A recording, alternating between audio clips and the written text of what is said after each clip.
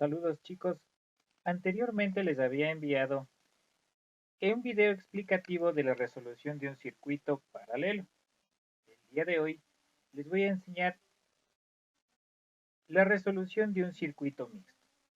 Entonces, como podemos apreciar en la parte superior izquierda, tenemos el gráfico del circuito, en el cual tenemos tres impedancias.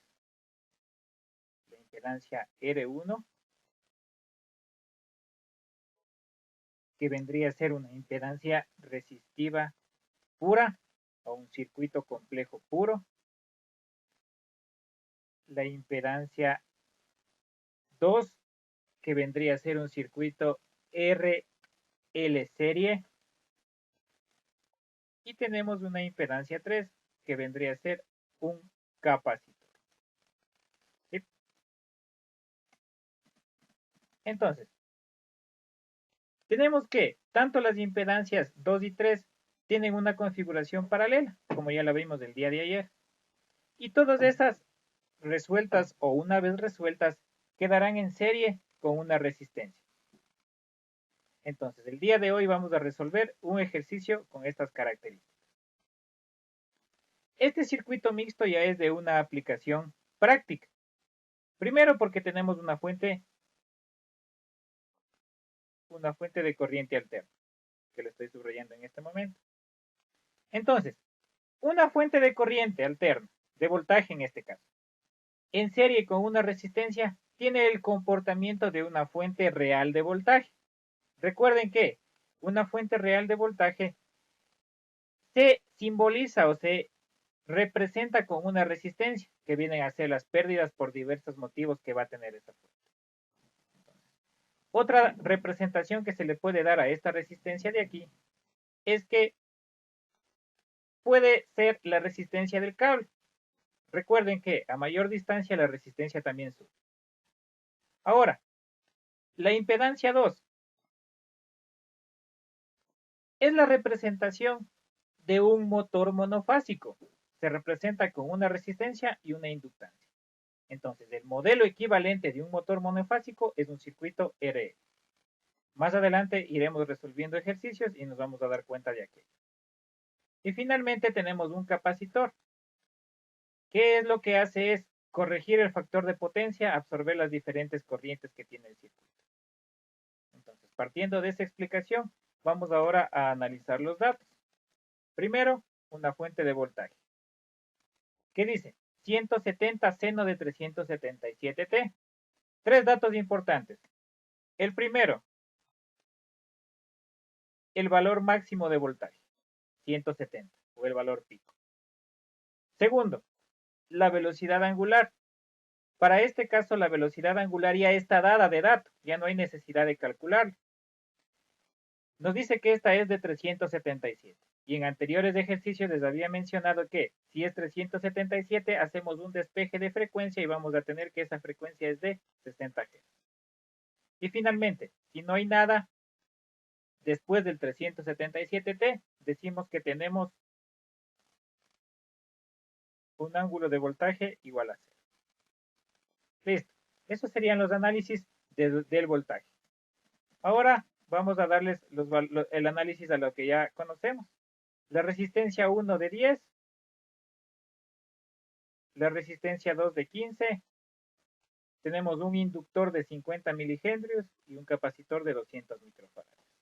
Las resistencias están listas para trabajar, mientras que el inductor y el capacitor debemos hacer el cálculo de las reactancias inductiva y capacitiva respectivamente. Bueno, ya les mencioné que tenemos una frecuencia de 60 Hz. Eso solamente como un dato adicional, porque de ahí con el dato que tenemos que trabajar es con el 377 radianes para cada segundo. Hacemos lo que hasta ahora hemos venido trabajando, que es el cálculo de los valores en el dominio de la frecuencia.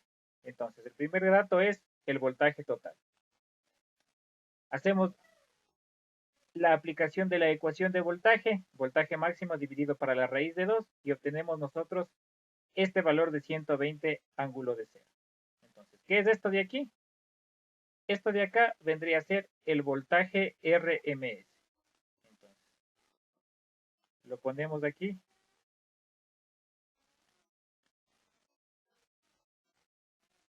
que esto de acá viene a ser mi voltaje RMS. Listo. Entonces, ese es el voltaje RMS. Y el valor que tenemos acá, el ángulo de cero, pues vendrá a ser el ángulo de voltaje. Entonces, ese ángulo de voltaje de cero es el mismo del de acá y por ende es el mismo del de acá. Miren, ese es el ángulo de voltaje. Valor RMS y ángulo de voltaje. Listo. Entonces, este dato de voltaje es con el que ya hemos venido trabajando nosotros anteriormente.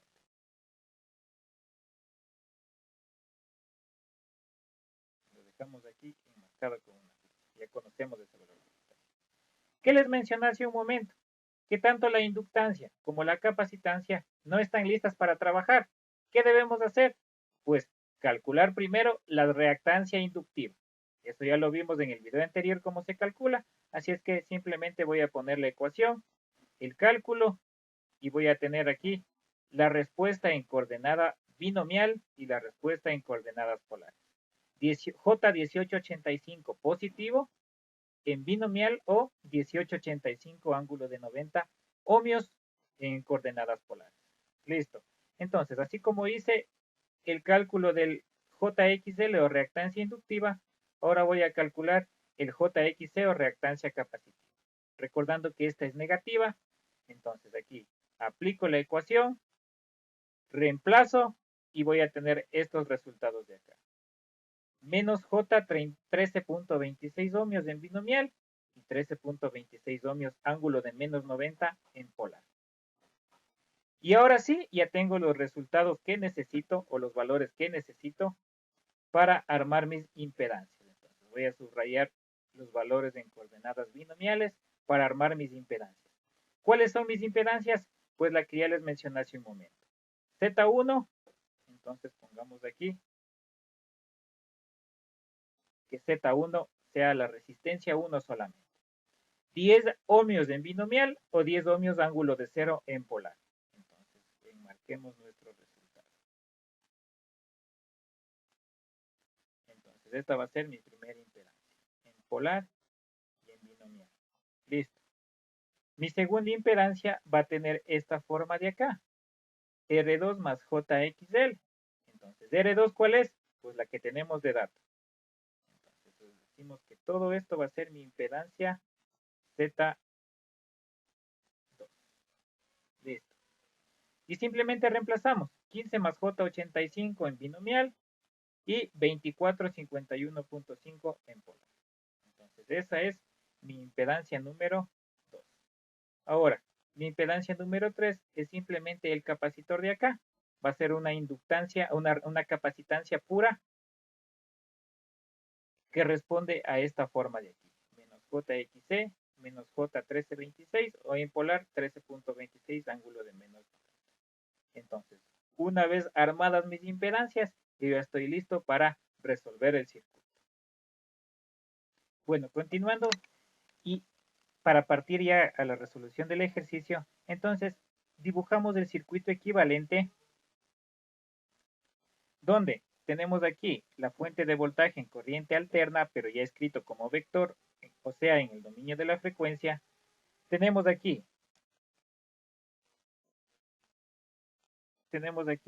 la impedancia número 1, tenemos la impedancia número 1, la impedancia número 2, en paralelo con la impedancia número 3. Listo. Cabe destacar que aquí los voltajes que tenemos en las impedancias 2 y 3 ya no van a ser los mismos voltajes o el mismo voltaje que nosotros tengamos en la fuente. ¿Por qué? Porque tenemos ya una impedancia que produce una caída de voltaje o una caída de tensión antes de llegar al paralelo de esa resistencia. Es como resolver un circuito mixto resistivo, pero ahora con el dominio de la utilización de los números complejos en el dominio de la frecuencia. Entonces, todo circuito mixto vamos a tener una corriente total que llega a este nodo, una corriente 1 que se divide acá y una corriente 2 que se divide acá. Corriente 1 y corriente 2 son las impedancias, la corriente que circula por la impedancia 2 y la impedancia 3 respectivamente.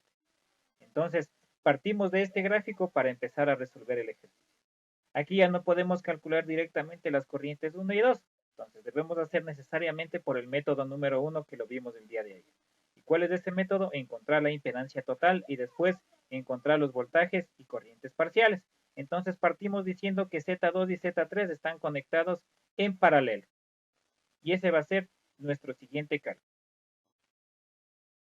Bueno, entonces aquí vamos a calcular nosotros la impedancia equivalente a, recordándoles que es la impedancia en paralelo entre Z2 y Z3. Entonces ponemos Z2 y Z2 por Z3 en el numerador y Z2 más Z3 en el denominador. Listo. Entonces, multiplicamos en coordenadas polares y sumamos en coordenadas rectangulares. Esto ya lo vimos en el video anterior también. Y lo hemos venido trabajando a lo largo del último tiempo.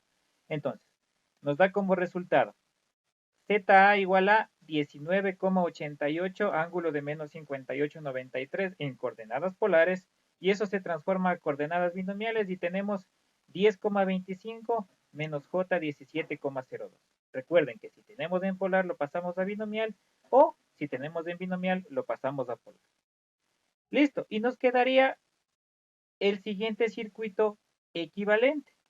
Miren, el siguiente circuito equivalente sería pues una ZA equivalente que acabamos de calcular y una Z1 que no la hemos trabajado todavía, que es la resistencia sola. Y aquí el circuito equivalente es una resolución serie, en donde Z1 más ZA se sumarán para obtener una Z total que está indicada en la parte inferior. Miren, aquí tenemos nosotros el Z total. Entonces, sumamos en coordenadas binomiales, de ahí la importancia de tener en los dos sistemas, y nos da como resultado Z total, que es 20,25 menos J 17,02. Datos importantes. Primero, que la resistencia es de 20,25, la resistencia total, y la reactancia total es de menos J 17,02. Y el segundo dato importante, que si el signo es menos, el circuito va a ser RCC, como nosotros lo vimos ayer. Ayer nos dio un circuito paralelo, hoy nos va a dar un circuito serie porque el signo de aquí es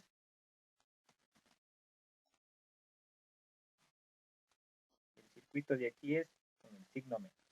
Entonces, va a ser un circuito RC serie y todas las características que este tiene. Bueno, lo calculamos en el dominio de la frecuencia, pero ahora en coordenadas polares, y nos va a dar 26,46 ángulo de menos 40,04.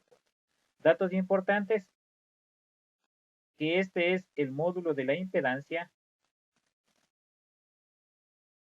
y el de acá es el ángulo phi o el ángulo de la corriente cambiado el signo.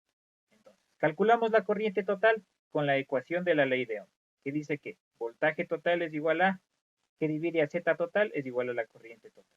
Reemplazamos los valores y tenemos que la corriente total es 4,53 ángulo de 40,04, donde este de aquí es la corriente RMS y el valor de acá es el ángulo de la corriente. Entonces, como está en coordenadas polares, lo pasamos a coordenadas binomiales. Miren, tenemos 3,46 más J 2,91 amperios.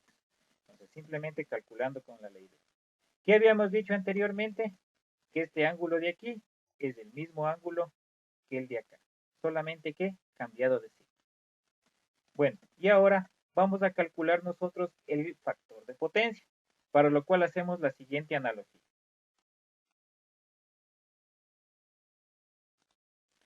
Decimos que el ángulo de voltaje es cero.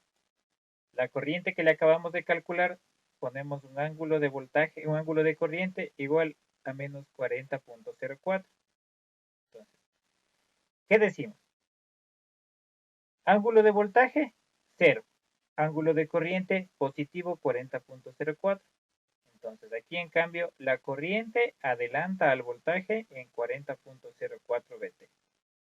Listo, con esto calculamos el ángulo phi aplicando la ecuación que ya conocemos y nos va a dar este valor de ángulo phi de acá.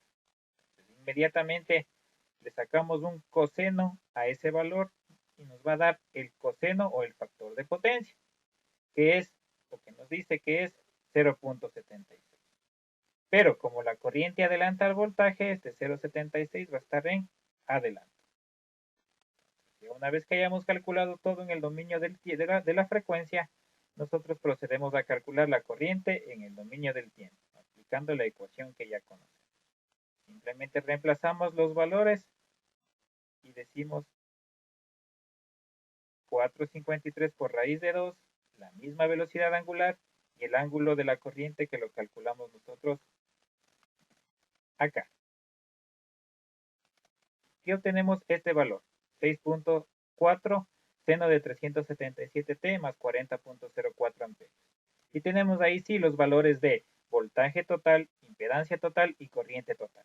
Voltaje y corriente en el dominio de la frecuencia o fasores y en el dominio del tiempo, VDT e IDT. Bueno, entonces, una vez terminado la solución del circuito, los valores totales los dejamos ahí. Pero recuerden, resolver un circuito no es solamente encontrar los valores totales, sino también encontrar los valores parciales. Debemos encontrar los voltajes y las corrientes en cada una de las impedancias. Y para eso partimos del circuito equivalente final. ¿De dónde proviene ese circuito equivalente final? Proviene de una impedancia serie entre la Z1 y la ZA equivalente. Entonces vamos a hacer eso. ¿Qué decimos? Que la corriente total es la misma corriente que circula por Z1 y la misma corriente que circula por la ZA. ¿Por qué? Porque vuelvo y repito, es un circuito serie. Entonces, esa es la principal propiedad que tienen los circuitos series. Mantener la corriente en todos los elementos conectados en serie. Entonces, si ya tengo corriente, ¿qué debo hacer? Calcular voltaje en esas impedancias. Entonces, calculo el voltaje en Z1.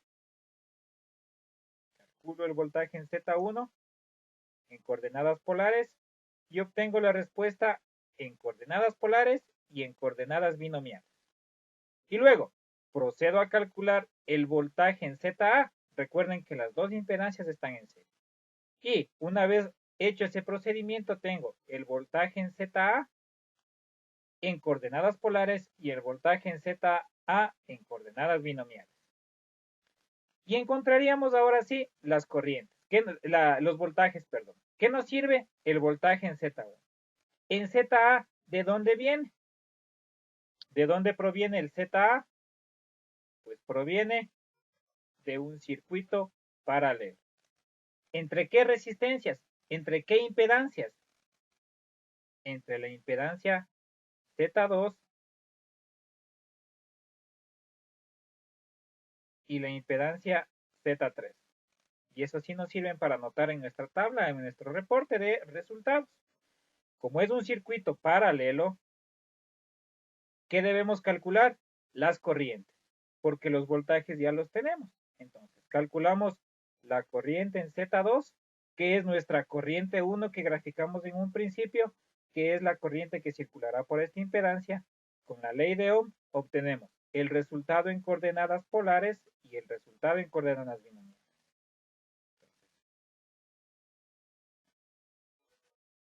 Ahora calculamos la corriente Z3 o la corriente 2 de nuestro circuito, aplicamos ley de Ohm, calculamos y tenemos el resultado en polar y el resultado en binomial.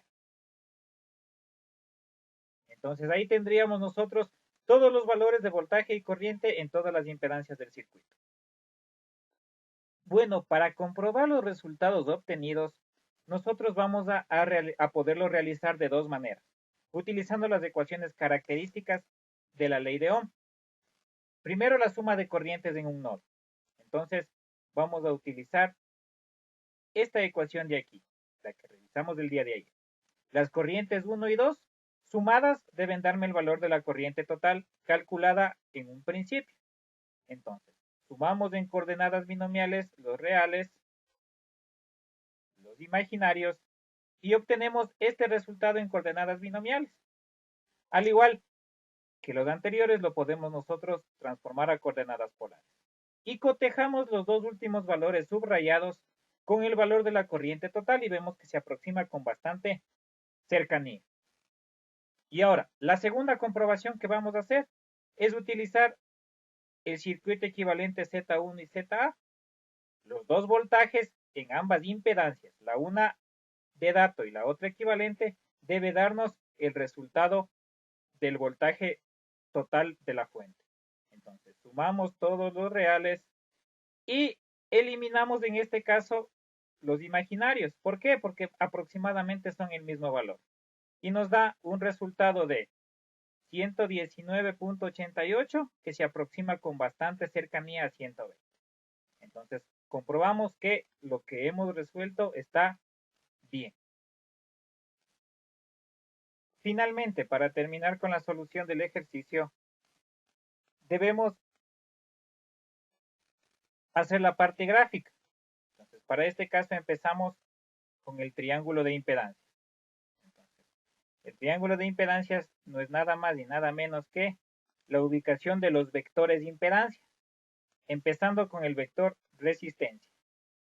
Este, como es positivo, siempre se va a localizar en el eje horizontal del sistema de coordenadas. Ahora, vamos a localizar el vector reactancia. Al ser un circuito RC serie, se va a desplazar hacia abajo. La reactancia equivalente es hacia abajo porque es un circuito RC, es negativo. Y ahora sí, desde el principio del diagrama hasta el final, se traza el vector impedancia total, que es la hipotenusa del triángulo rectángulo. Entonces, ¿qué nos faltaría poner? El ángulo phi, que en este caso es negativo. Entonces va a ser de menos 40.04. Entonces tenemos ahí el triángulo de impedancia. Entonces, no se olviden que debemos indicar que este es un triángulo rectángulo. ¿Sí? Entonces, ese sería el triángulo de las impedancias. ¿Qué me faltaría poner aquí? El factor de potencia. El factor de potencia que era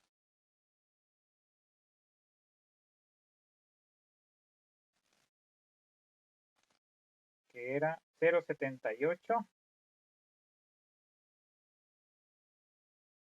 Y si es un circuito RC, este factor de potencia va a estar en adelanto porque la corriente adelanta al voltaje. Entonces ahí estaría completo el triángulo de las impedancias.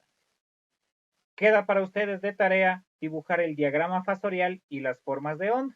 Ya voy a especificar en el aula virtual cómo deben entregar esta tarea, al igual que los diagramas que solicité el día de ayer.